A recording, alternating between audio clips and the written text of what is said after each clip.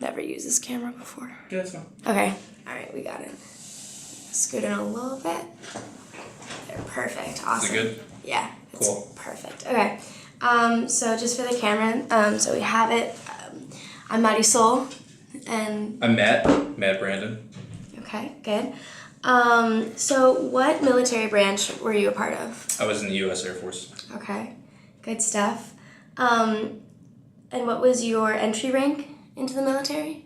I was a E1. I was an Airman Basic. Okay, and your exit rank? Staff Sergeant. Okay, awesome.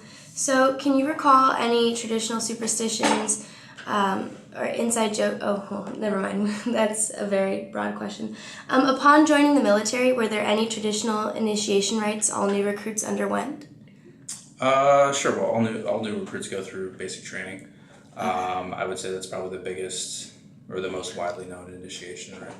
Okay. Yeah. Were there any, like, I don't want to use the word hazing, but was there kind of any hazing from older recruits that they had undergone, or? Well, I think recruits probably not the right term. I think once you get to your unit, there's you get to assign to a unit, whatever that is, and I'm sure it's unit dependent, but there's like when you get there, your first week, at least in my unit, they would on the Friday. On the first Friday of your first week, they would roll you up, and they would so that entailed kind of like basically kidnapping you, and then kind of like taking you to a chair, and then they would hose you down with like cold water and stuff like that. They'd take you outside. They'd roll you like you're soaking wet. They'd roll you in like the sand pits and stuff like that. They'd go to the kitchen, and they would bring out like the old food and stuff. Oh boy. Like old like ketchup and mayonnaise, like expired mayonnaise. It's pretty nasty. They'd throw that on you. If you were 21, which I wasn't, so this never happened to me, they'd make you,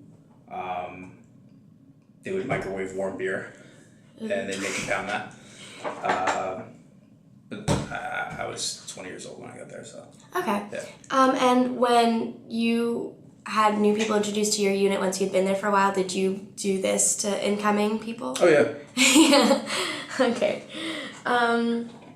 So besides that initiation, right, were there any like kind of superstitions that, or like any kind of stories that were told by older people in your unit or people that had been there for a while to you, or? Stories in regards to what?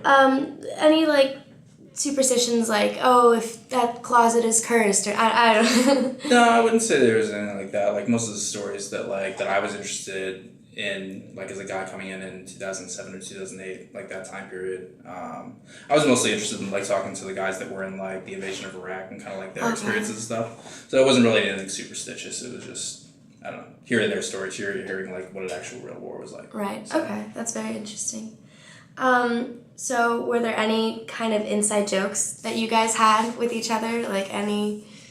Yeah, there was a ton of inside jokes, but really too many to name. I can't really point like just one out. That's like, oh, there's one inside joke that we had or not. Yeah. It was mostly, a lot of the inside jokes were because like I was an Air Force guy, but I was based in an Army base, so a lot of the jokes were making fun of the Army.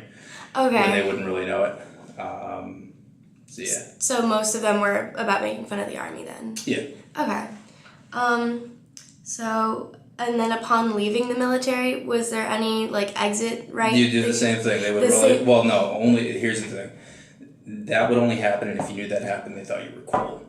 Okay. If they just let you leave the unit and they didn't do anything, they didn't like roll you up, they didn't, like roll you through the sand and tie you up and stuff like that, that was like the worst thing in the world. Like you weren't cool. You weren't accepted by the group.